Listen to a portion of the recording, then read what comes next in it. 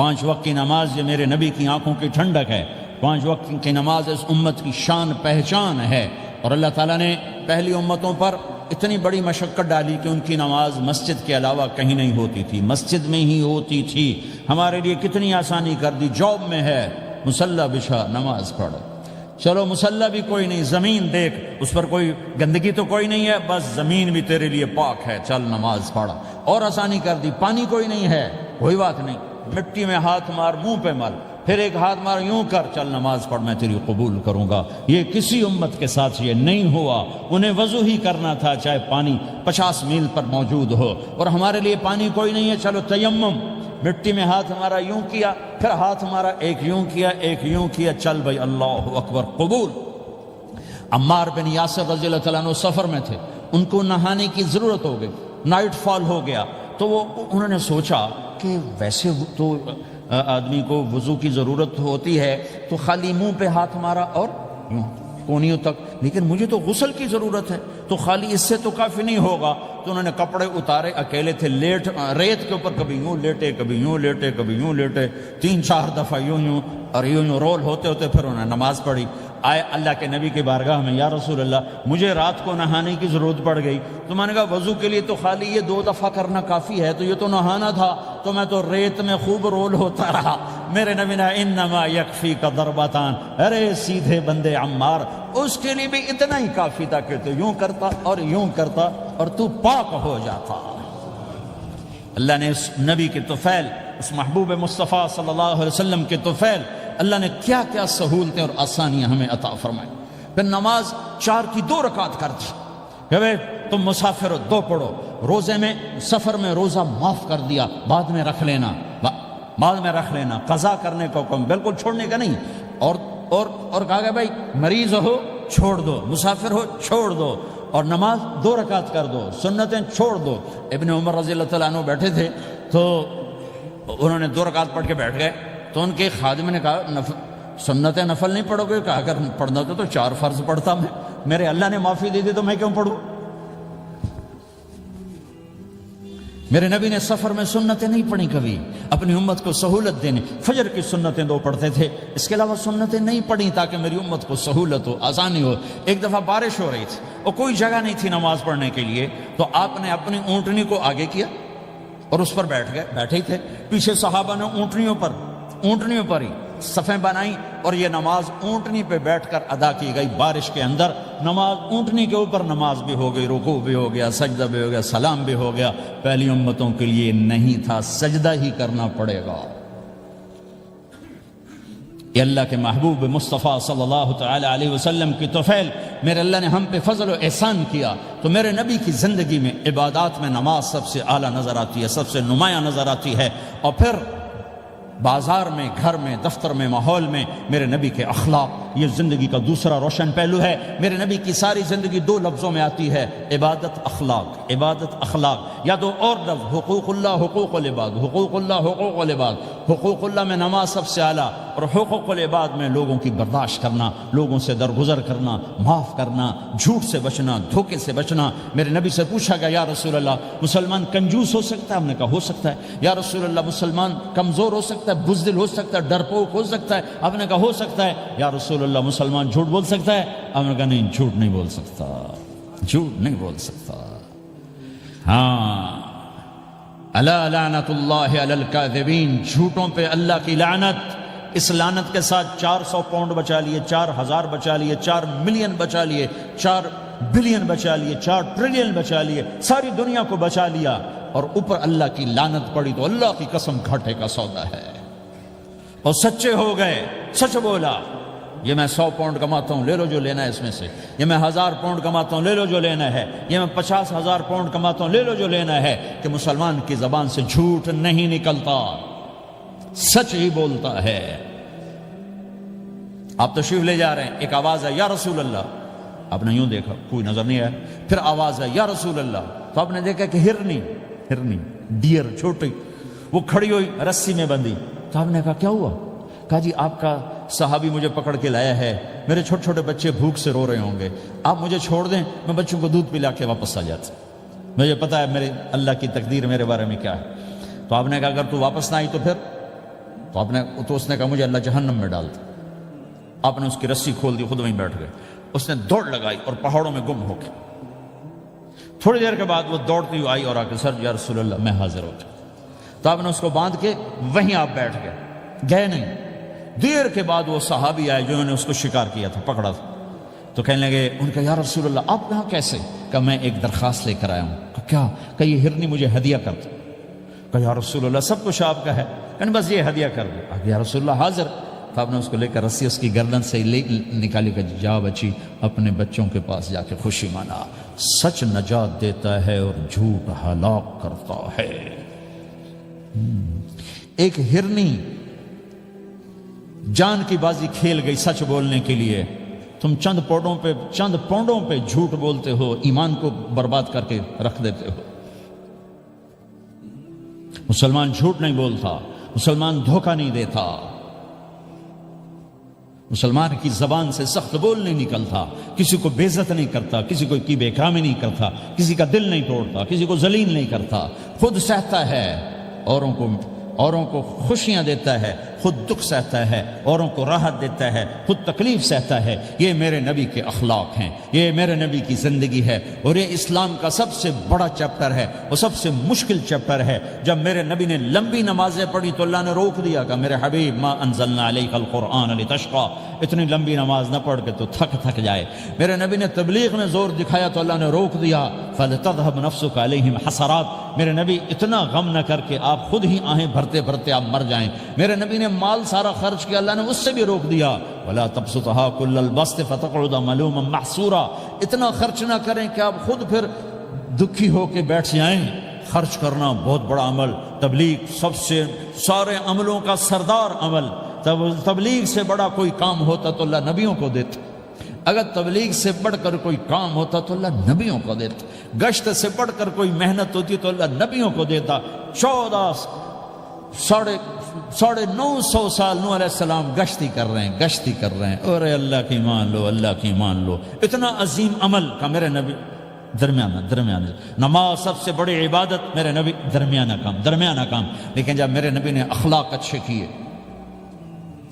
دشمن کو معاف کرنا، تو ایک آدمی آپ سوئے ہوئے تھے، آپ کی تلوار لٹکی تھی، ایک آدمی آیا، اس نے آپ کی تلوار اتاری اور یوں ماری پسلی میں، آپ اٹھ کے بیٹھ گئے۔ اب وہ قتل کے ارادے کے لیے آ چکا ہے اور تلوار یہاں ہے، کہتا من یمنعک منی، اب بول تمہیں کون بچائے گا؟ تو آپ نے مسکراتے ہوئے کہا اللہ، تو اس کے ہاتھ سے تلوار گر پڑی، تو آپ نے اٹھا لی، آپ نے یوں سیدھی کی، اب تو بچا، تجھے کون بچائے گا؟ وہ کہنے لگا مجھے تو ہی بچائے گا۔ وہ تو اللہ کو جانتا نہیں تھا، کہ بابا مجھے تو ہی بچائے گا۔ تو آپ کہتے ہیں اس کا سر اڑا دو، یہ نبی کو قتل کرنے آیا ہے۔ میرے نبی نے فرمایا کلمہ پڑھتے ہو؟ کہ نہیں پڑھتا۔ کہ جاؤ معاف کیا۔ یہ میرے نبی کے اخلاق ہیں۔ 20 سال جنہوں نے قتل کے منصوبے بنائے، مکہ والے، جب آپ مکہ میں فاتحانہ داخل ہوئے، ابو سفیان سب سے زیادہ آپ کو دکھ پہنچانے والوں میں پیش، تو آپ نے ابو سفیان کو عزت دی۔ جو ابو سفیان کے گھر میں داخل ہوگا اس کو کچھ نہیں کہا جائے گا۔ آپ تو ابو سفیان کو بلا کے سولی پہ لٹکاتے، اور آپ کہہ رہے ہیں جو ابو سفیان کے گھر میں جائے گا اسے کچھ نہیں کہا جائے گا، جو بیت اللہ میں ہوگا اسے کچھ نہیں کہا جائے گا۔ سارا مکہ سامنے، آپ یوں بیت اللہ کا دروازے پر یوں دونوں ہاتھ ایسے ٹکا کے کھڑے تھے۔ پھر آپ نے کہا میں کیا کروں گا اب تمہارے ساتھ؟ تو سہیل بن عمر نے کہا آپ کریم ہیں، کریم کے بیٹے ہیں۔ تو آپ نے کہا جاؤ، میں نے معاف کیا۔ یہ اخلاق آج مٹ چکے ہیں، مردوں سے، عورتوں سے، علم والوں سے، خانقاہ والوں سے، تبلیغ والوں سے، سب زیرو ہوئے پڑے ہیں۔ جب تک یہ اخلاق زندہ نہیں ہوتے، اسلامی زندگی قائم نہیں ہو سکتی، اسلامی معاشرت قائم نہیں ہو سکتی۔ اور دین دو چیزوں سے آگے پھیلتا ہے، ایک دعوت اور ایک اخلاق۔ دعوت اور اخلاق۔ دعوت نہیں ہوگی تو اخلاق وہیں پڑے رہ جائیں گے، اخلاق نہیں ہوں گے تو دعوت کوئی قبول نہیں کرے گا۔ میرے نبی نے کتنے معجزے دکھائے مکے میں، نہیں کلمہ پڑھا۔ بدر میں ان کے 70 مارے گئے، فرشتوں کو دیکھا، جبریل کے گھوڑے کی آواز سنی، کلمہ نہیں پڑھا۔ خندق میں شکست ہوئی، کلمہ نہیں پڑھا۔ پانی نکلتے دیکھا انگلیوں سے، کلمہ نہیں پڑھا۔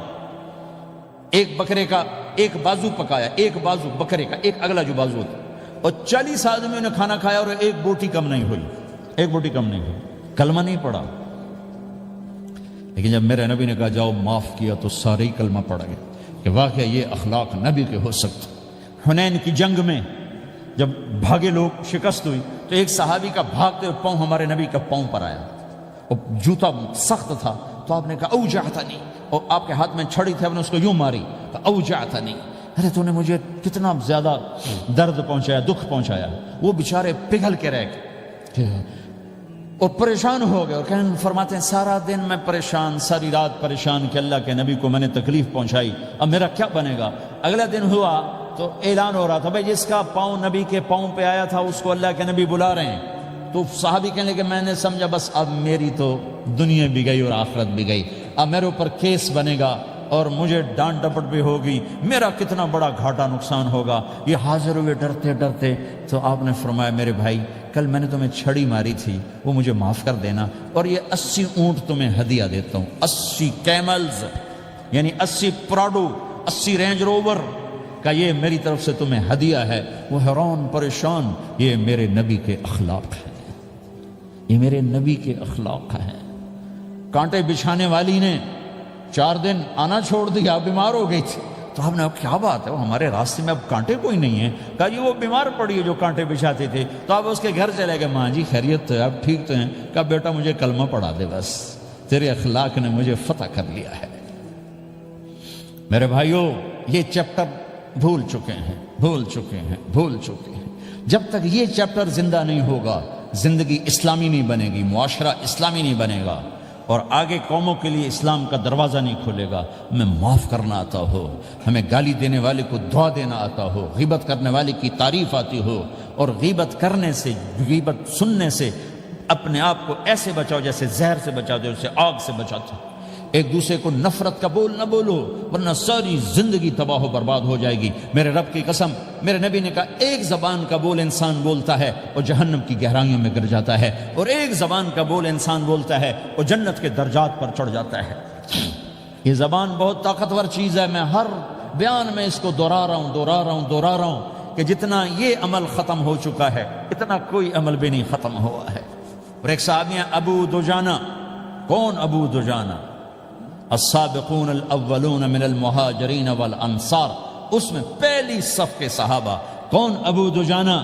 جب آپ حج پر گئے تو اپنی جگہ مدینے کا امیر ابو دجانہ کو بنایا۔ ابو دجانہ حج میں شریک نہیں ہوئے کہ آپ نے اپنی جگہ ان کو اپنا نائب بنا کے وہاں کھڑا فرمایا ابو دجانہ میری جگہ پر مدینے کا امیر ہے، یہ وہ ابو دجانہ ہیں۔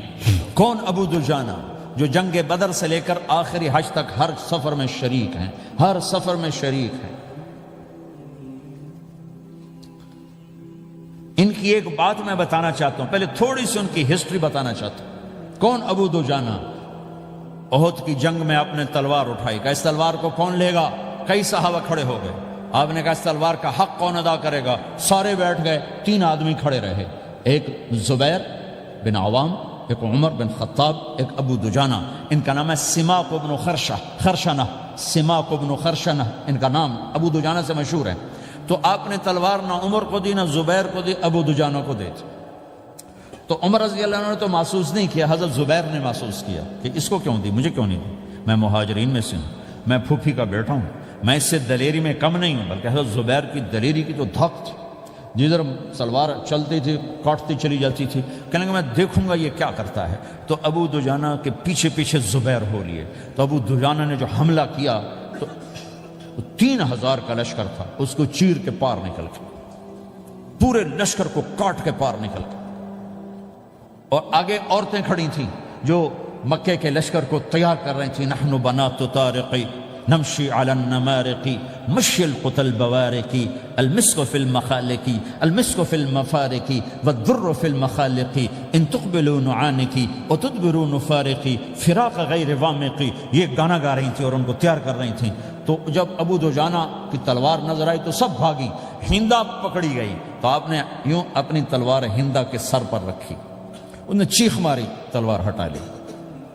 تو زبیر پیچھے پیچھے کہ کیا کیا ہے؟ جنگ میں اگر کوئی عورت حصہ لے اسے مارنا جائز ہے، ویسے جائز نہیں ہے، عورت کو، بچے کو، بوڑھے کو ہاتھ لگانا جائز نہیں ہے۔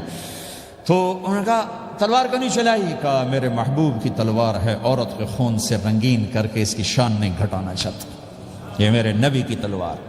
پھر واپس ہوئے، پھر اٹیک کیا اور پھر مجمع کو چیر دیا۔ سامنے ایک آدمی آ رہا تھا ہاتھی کی طرح، اتنا لمبا موٹا تازہ، تو زبیر کہنے لگے میرے جی میں آیا کبھی اس کی ٹکر ہونا پھر میں دیکھوں ابو دجانہ کیا چیز ہے۔ تو اللہ کا کرنا ایسا ہوا ابو دجانہ دونوں آمنے سامنے ہو گئے، تو وہ ایسے شاہ سوار تھے کہ دونوں طرف کے لشکر ذرا تھم گئے اور وہ دونوں بھڑ گئے۔